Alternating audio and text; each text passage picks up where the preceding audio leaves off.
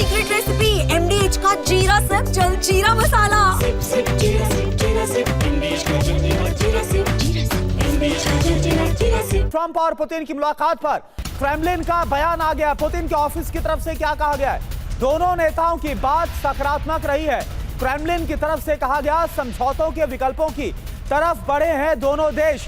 यानी आज की जो मुलाकात हुई है, इस मुलाकात में यह जरूर हुआ है कि समझौतों को लेकर क्या विकल्प हो सकते हैं, इस पर चर्चा जरूर हुई है। लेकिन क्या उन विकल्प पर कोई सहमति बन पाएगी, यह अपने आप में बड़ा सवाल। अब आपको सुनाते हैं 3 घंटे की बैठक के बाद डोनाल्ड ट्रंप ने क्या कहा, देखिए आप।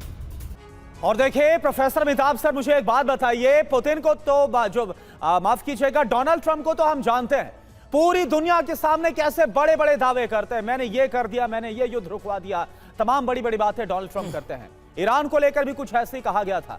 लेकिन आपको लगता है कि अब जो रूस और यूक्रेन वॉर को लेकर जो कहा जा रहा है, जैसा दावा किया जा रहा है कि सब कुछ मैं ठीक कर दूंगा, आपको इन दावों पर कितना दम नजर आ रहा है?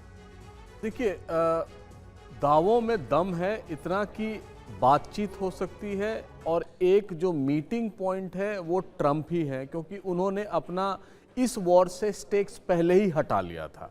तो वो अब स्टेक होल्डर नहीं रहे जो बाइडेन साहब अपने जमाने में थे। और अगर लेकिन ट्रंप के इतिहास को हम देखें, उनके पहले टर्म का और नॉर्थ कोरिया का जिक्र आया था, तो वहाँ पर वो इतने इफ़ेक्टिव नहीं रहे। उन्होंने कहा कि हम समस्या सुलझा लेंगे और बहुत आगे भी बढ़े थे, लेकिन उसका वो सारी चीज़ें बेनतीजा रहीं। वो अपनी पर्सनैलिटी को, अपनी पॉपुलैरिटी को दिखाने के लिए कह रहे थे। इनकी पॉपुलैरिटी को बूस्ट तो मिलेगा, क्योंकि उन्होंने वो कर दिया है जो 3.5 साल में अब तक नहीं हुआ है। लेकिन वास्तविक जो डिस्कशंस हैं वो ज़ेलेंस्की ही कर सकते हैं, ट्रंप ही कर सकते हैं, पुतिन ही कर सकते हैं। और जब तक वो तीनों और यूरोपियन स्टेक होल्डर्स भी नहीं मिले और उनमें एक समझौता न हो, तब तक नहीं हो सकता है। और इसमें थोड़ी हठधर्मिता यहाँ पर अगर आप देखें तो पुतिन की भी, वो कहते हैं कि जो ओरिजिनल पोजीशन था उससे वो हटने के लिए तैयार नहीं। यानी वो ये चाहते हैं कि नेटो से यूक्रेन का कोई सरोकार नहीं हो, उसमें फॉरेन ट्रूप्स नहीं आए, उनके एक बफर जोन बना के यूक्रेन को रखें। तो वो अगर पोजीशन में जब तक परिवर्तन नहीं होता है, युद्ध या युद्ध की संभावना से नकारा नहीं जा सकता है।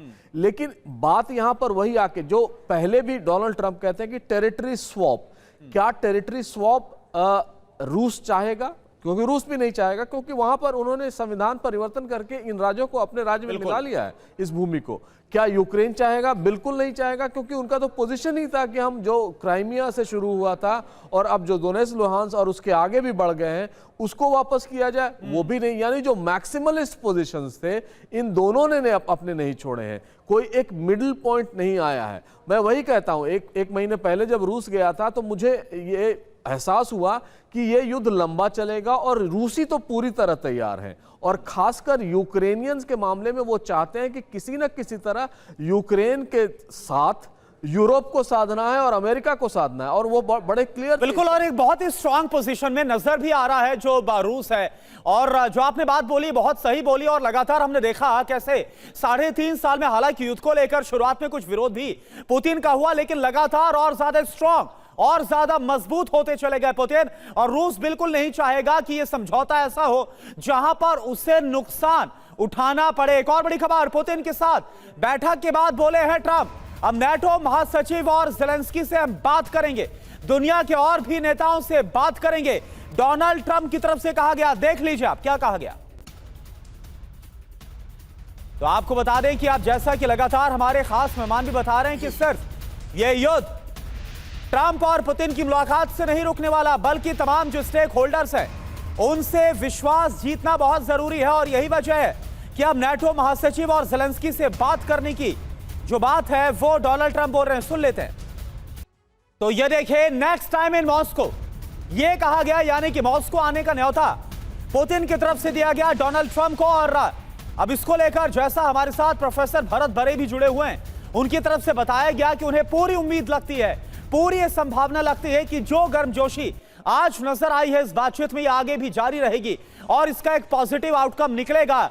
युद्ध पर इसका एक असर जरूर पड़ेगा। और प्रोफेसर भरत बरे सर, मैं आपसे ही सवाल करना चाहूंगा, यहां पर बात कर रहे हैं सबसे बड़ी वजह की, और जो पुतिन है उनकी एक हठ धर्मिता जिसका जिक्र हमारे मेहमान ने भी किया, वो ज़ेलेंस्की को लेकर, यूक्रेन को लेकर नजर आती। कुछ वक्त पहले एक मंच तैयार किया गया था इस्तांबुल में रूस और यूक्रेन की मुलाकात का। तब ज़ेलेंस्की ने यह कहा था कि वो उम्मीद करते हैं कि उनकी मुलाकात वहां पर पुतिन से होगी, लेकिन ऐसा हुआ नहीं। पुतिन ने इंकार किया और फिर ज़ेलेंस्की भी वहां पर नहीं गए। क्या आपको लगता है ऐसे हालात में जब तक दोनों नेता, यूक्रेन और रूस के नेता नहीं मिलते हैं, तब तक कुछ हो पाएगा?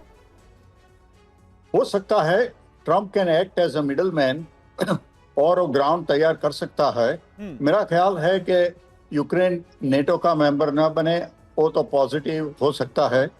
वहाँ फॉरेन ट्रूप्स नहीं आवे, वो भी हो सकता है। यहाँ न्यूक्लियर मिसाइल्स नेटो की या अमेरिका की नहीं डाले, वो भी हो सकता है। यूक्रेन बफर जोन बन जाए, वो भी हो सकता है। लेकिन जो टेरिटरी का मामला है, क्राइमिया में ऐसा है कि क्राइमिया तो पहले रशियन टेरिटरी थी।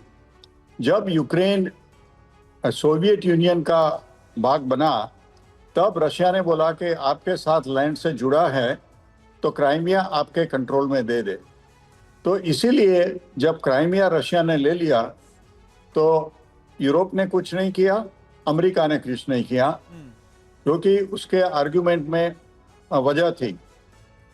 लेकिन जो डोनेस्टिक में रशिया ने कब्जा कर लिया है करीब 20% यूक्रेनियन टेरिटरी पर, वो यूक्रेन कैसे छोड़ेगा जी, उसके पर मामला नहीं रुक जाएगा। दूसरे ज़ेलेंस्की छोड़ भी सकता है अपनी प्रेसिडेंसी। ऐसे देखो तो यूक्रेन का प्रेसिडेंट पहले था यानुकोविच। उनको ऐसा लगता है कि विक्टोरिया नुलैंड जो American assistant secretary of state थी बाइडेन साहब के साथ, उसने ये घुसपैठ कर उनको निकाला दिया यानुकोविच को और ज़ेलेंस्की को ले आए। तो उसमें तो ऐसा है कि अमेरिका ने ये कुछ गड़बड़ सड़बड़ थी जैसे बांग्लादेश में किया कि हसीना को निकाला और दूसरी सरकार ले आई। लेकिन ये जो मामला है डोनेस्टिक की, जो 20% टेरिटरी है यूक्रेन की जो रशिया के हाथ में आ गई है, उसके में कैसे समझौता होगा।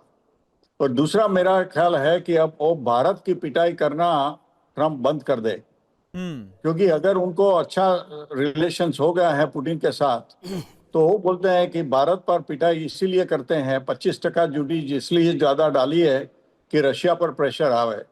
अगर उनका संबंध रशिया के साथ ठीक हो गया है तो फिर भारत की पिटाई करना बंद कर दे, वो मेरी आशा है। तो 27 अगस्त को जब दूसरा 25% ड्यूटी या टैरिफ लगेगा, उसका वो एक्सटेंशन दे दे। नहीं, भारत बड़ा इस तरह अमेरिका चाहे कुछ कर ले, डोनाल्ड ट्रंप चाहे कुछ भी बोल दे, कितना ही टैरिफ लगा दें, ये भारत की तरफ से क्लियर भी कर दिया गया। ना सिर्फ इसका जवाब भी दिया जाएगा, बल्कि साथ साथ इसका कोई फर्क, इसका कोई असर भारत पर नहीं पड़ेगा। S&P ग्लोबल की परसों की बात है, जब रेटिंग्स जो भारत की है वो और ज्यादा बढ़ा दी गई है, यानी कि जो भारत की इकॉनमी है इसका इन सब से कोई असर नहीं पड़ने वाला। चाहे डोनाल्ड ट्रंप कुछ भी कोशिशें कर ले, ये सब कुछ बहुत क्लियर हो गया है। ये है सीक्रेट रेसिपी MDH का जीरा सिर्फ जलजीरा मसाला। सिप सिप जीरा सिप, MDH का जलजीरा जीरा सिप, MDH का जलजीरा जीरा सिप।